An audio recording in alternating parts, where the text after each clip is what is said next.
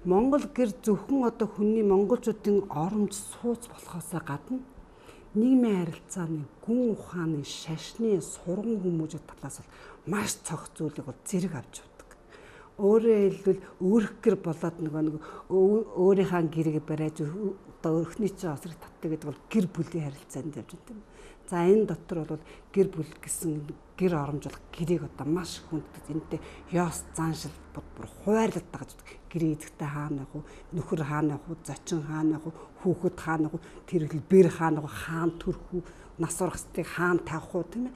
Энэ бол маш их нарийн заншилт. Өөрөөр хэлбэл өөрх гэрээ нэг талаас одоо хүндэтгэж ирсэн, дээдэлж ирсэн нэг юм зүйл явагддаг. За тэгээд гэрийн босго, уйн, тоон, чагтах энэ бол бүгдээр одоо бас ингэж болохгүй, тэгж болохгүй гэсэн нарийн тэгж аягтарт. Тийм учраас босхноосоо үүднээс тэгж гаргадаг.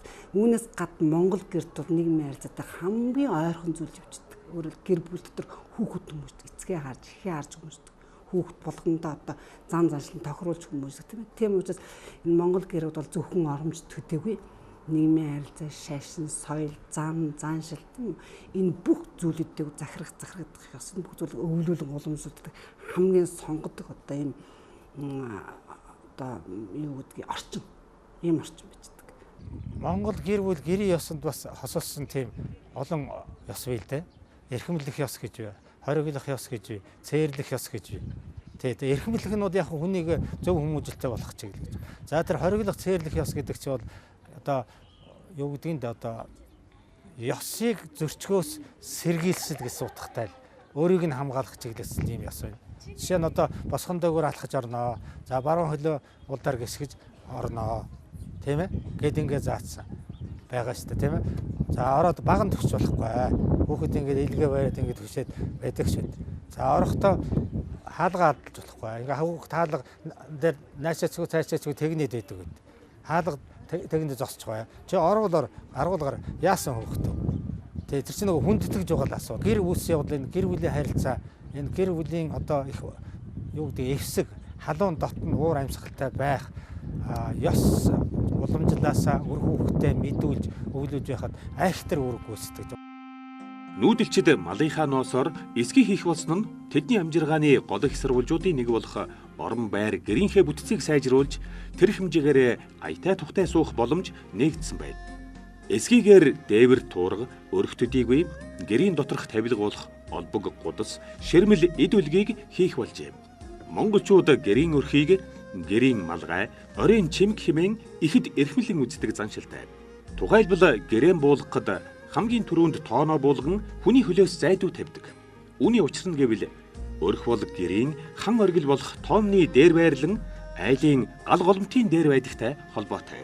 Тиймээс ч татмал дөрвөн оосортой тэргэл нарнаас хэлхээсэн тэнгэрийн шүхэр өрх.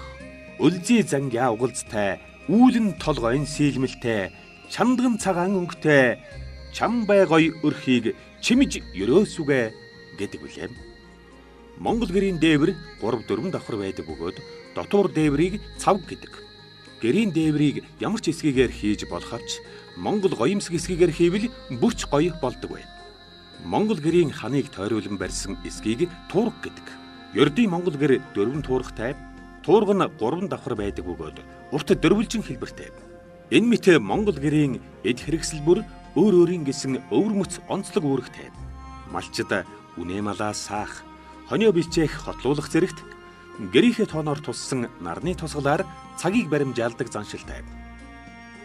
Гэрийн хамны толгой, уйн, тоонны хүрээнд гаргасан нүх бүрийг 60 жилийн нэрээр нэрлэж, гэрийг 4 зүг 8 завхисоор тэнцүү хэсэгт хуваан цагийн зүүнний эргэлтийн дагуу хулган, үхэр, бар, туулай, луу, могой, морь, хонь, бич, дахиа, нохой, гахай гэсэн 12 цагаар тэмдэглэдэг. Энэ мэтчлэн малчин монголчууд нар сар од гаригийн үзэгдлийн зүй тогтлын талаар хуримтлуулсан туршилгаа орон сууцандаа тусгажээ. Гэрийн доторх зайг хоймор тал, үүдэн тал, гэрийн эзэгтэй тал, гэрийн эзний тал гэж ялгах нь гэрийн дотор баримтлах ёс ба зай талбайн журмыг тогтоосон хэв ёс байжээ. Монголчууд гэрийнхээ гол дунд гал голомт тулгаан байрлуулдаг. Түүнийг тойрсон орон зайн баруун тал нь эрэгтэй хүний эд зүйл. Зүүн талд нь эмэгтэй хүний эд зүйлийг байрлуулдгаас уламжлан эзэгтэй тал, гэрийн эзний тал хэмээх болжээ.